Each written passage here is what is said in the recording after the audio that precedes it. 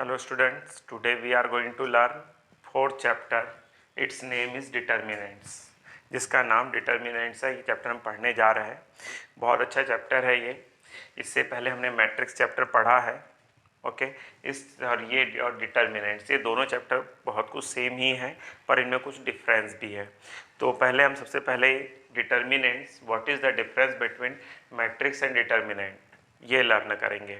So first difference यहाँ पर ये आता है कि matrix is represented by square bracket, ऐसे स्क्वायर ब्रैकेट से रिप्रेजेंट किया जाता है। ओके एंड इसमें जो रहता है यहाँ पर डिटर्मिनेंट्स में से खड़े बार लगाए जाते हैं, सिर्फ जस्ट ऐसे बार लगा दिए जाते हैं। ठीक, नंबर नेक्स्ट, यहाँ पर मैट्रिक्स को सॉल्व करने पे इसका कोई सिंगल आंसर नहीं आता है कि हमने कहा ये हमारा एक मैट्रिक्स था, इसको सॉल्व करके एक सिंगल आंसर जैसे 2, 5, -5 √5 या इस टाइप का कोई आंसर आ जाए, तो ऐसा कुछ भी पॉसिबल नहीं होता किसमें, मैट्रिक्स में।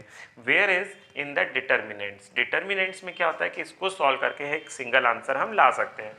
जैसे कि now we can see, now I am going to solve this determinants. तो कैसे सॉल्व होगा ये, तो 2 × 0 and -3 × 1, then solution will be -3। तो इसका आंसर कितना हो गया, -3 हो गया। तो हम इस तरीके से इसका सॉल्यूशन यहाँ पे निकाल लेते हैं। ठीक है, अब हम क्या देखने जा रहे हैं यहाँ से, इसका थर्ड डिफरेंस देखने जा रहे हैं हम यहाँ पर। What is the third difference between matrix and determinant. Matrix में क्या होता है कि रो और कॉलम इक्वल हो भी सकते हैं और नहीं भी हो सकते हैं। ठीक है, समझिए बात आपको, रो और कॉलम कैसे हो सकते हैं, इक्वल भी हो सकते हैं और नॉट इक्वल भी हो सकते हैं। जैसे कि अगर हम देखें यहाँ पर, हमने जैसे कि यहाँ पर लिखा कि 2, 3, 1, 0 एक मैट्रिक्स है। यहाँ पर ये भी एक मैट्रिक्स हो सकता है, 2, 3, 5, 5, 3, 7, ये भी एक मैट्रिक्स हो सकता है। ठीक है, तो ये जो रहता है यहाँ पर, इसमें इसका जो रहता है यहाँ से हमने जैसे देखा, तो इसमें देखो क्या दिख रहा है हमको कि यहाँ पर ये जैसे 2 × 2 रो और कॉलम सेम है, पर यहाँ पे क्या रो और कॉलम क्या हो गए, डिफरेंट हो गए। तो ये दोनों तब भी क्या है, मैट्रिक्स कहलाएंगे ही। ठीक है, बट इन द डिटर्मिनेंट्स में क्या होता है कि यहाँ पे रो और कॉलम इक्वल ही होना चाहिए, तभी वो डिटर्मिनेंट में आते हैं। इसीलिए हम कहीं कहीं पर ऐसा कह सकते हैं कि एक डिटर्मिनेंट जो रहते हैं वो भी बहुत कुछ मैट्रिक्स जैसे भी बिहेव कर सकते हैं। ठीक है, तो ये तो दूसरी चीज हो गई। अब हम इसका चौथा पॉइंट पढ़ने जा रहे हैं, फोर्थ पॉइंट। ठीक है, तीन पॉइंट हम पढ़ चुके हैं, थर्ड पॉइंट भी देख लिया है कि इसमें रो और कॉलम क्या होते हैं, मैट्रिक्स में सेम भी हो सकते हैं और डिफरेंट भी हो सकते हैं, बट डिटर्मिनेंट में सेम ही रहेंगे। ठीक है, जैसे कि अगर हमने कहा क्या ये भी ऐसा हो सकता है क्या, 1, 2, 3, 5, 7, 9, तो ऐसा नहीं हो सकता है, ये डिटर्मिनेंट्स में ऐसा नहीं हो सकता।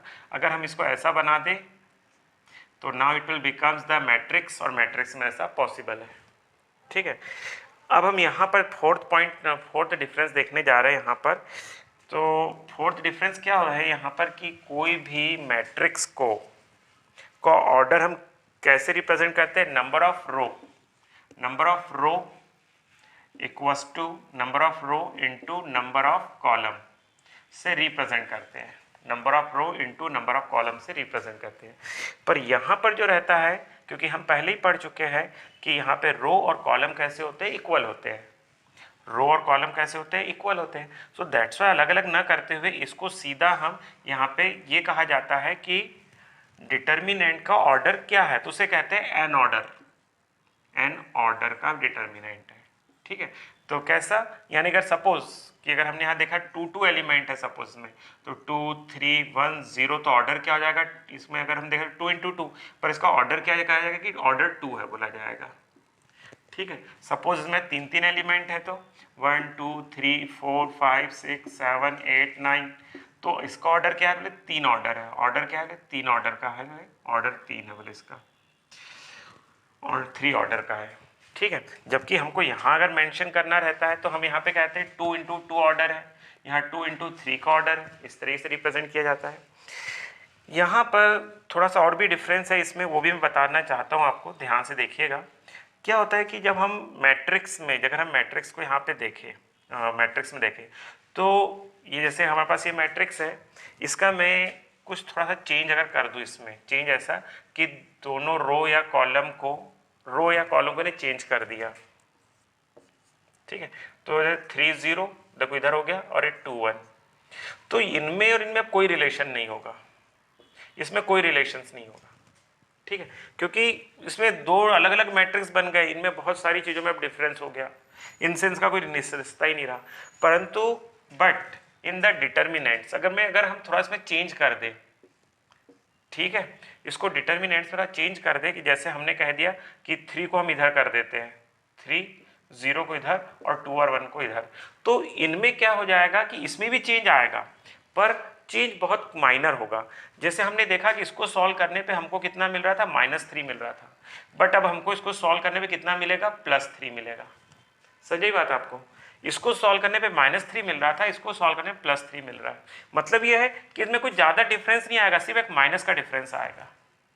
सही बात आपको कि यहाँ पर जो था, पर यहाँ पे देखा तो इसमें अगर हमने इंटरचेंज कर दिया तो इसमें बहुत सारे चेंज हो जाएगा, बहुत सारे प्रॉब्लम हो जाएगी, उनसे बोले बिल्कुल बहुत सारे मतभेद हो जाएंगे।